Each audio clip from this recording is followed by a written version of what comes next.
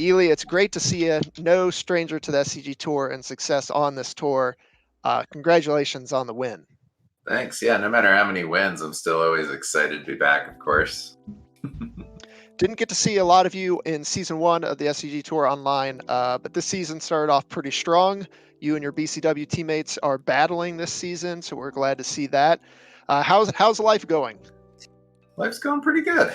And yeah, the BCW team is still around, even though we're all in COVID hibernation. But we're all excited to play and happy to battle. Corey's been putting up a lot of top eights, so it's nice to put one up there also, so he's not just carrying the team like he does winning photos. Well, you get to one up him here. He's got a handful of top eights, but you took down your first event.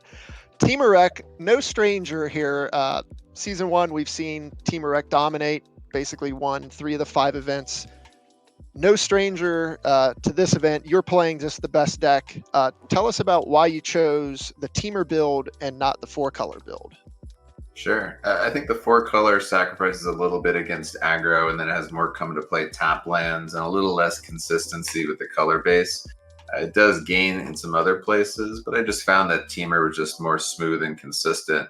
And unlike previous iterations, I found that by adding in a couple Essence Scatters and a couple Fries that I could combat the changing meta right now, like Winota decks, the Marby deck. So right. It's almost weird to say with how much the meta is changing in terms of fighting the rec decks. There's all these super linear creature aggro decks now. That Essence Scatter looks really good. You had a handful of those. And with all the other, aggro decks cannibalizing each other, you know that they're going to be there at the top to play you as well. And we got to see you in the finals use Storm's Wrath to great effect in game 2 when it was looking pretty bleak. And then the last key play in game 3, I think we have to touch on, when Ether Gust plus expansion just blew out your mono red opponent. Talk about the sequencing there. Sure. Well, believe it or not, I was trying not to use the expansion. I was trying to get to my turn so I could use the explosion part of it with my reclamation. But once the last little iteration of what they played lined up just right, I knew that I could take out the 1/1 that was about to get its 3rd counter on it, and I could get rid of Torbrand and then have active 6/6, and they were going to sacrifice 2 of their lands. So I was like, this is too tempting of a situation to pass up. I figured from there I'm probably good. So I tossed it away, which was nice too, because the red cap was going to deal 6 with the Torbrand out. So having that gust in response neutered all of their plays. And it also made sure that they couldn't get extra mana for whatever that last card in their hand was, which I am super curious about, if anybody wants to tell me. I can't remember off the top of my head. I was worried about Embercleave, of course. Yeah, no Embercleave. We didn't see that. But yeah, when I was looking at the play, I was like, I don't know how these red cap melees are going to line up. If you're going to lose your Uro, how much you're going to fight over it, whether or not you would copy the actual red cap melee itself to blow up the Torbrand. And then, like you said, you didn't want to cast the expansion. It's like Brainstorm. The best one is the one you don't have to cast. You're just trying to save it for the win. But everything just lined up there. And then from there, Uro just took over the game. And that was about all he wrote. Such a bonkers card.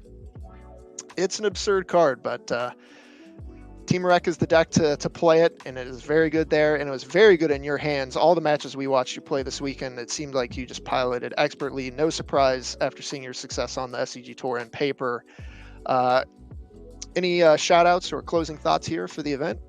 Yeah, the usual shout-outs to my teammates at BCW. We also have a Patreon for all those that want to join. My deck list was on it way before the event even began with a sideboard guide, so anybody could have had this victory alongside me. And then, of course, also face-to-face games, who I write for. If anybody wants to check out my articles on there, it's always appreciated.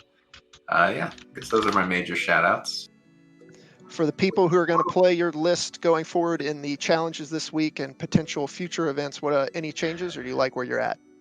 That's a good question. Here, let me just pull out my deck list. It's probably not going to change much. I know that.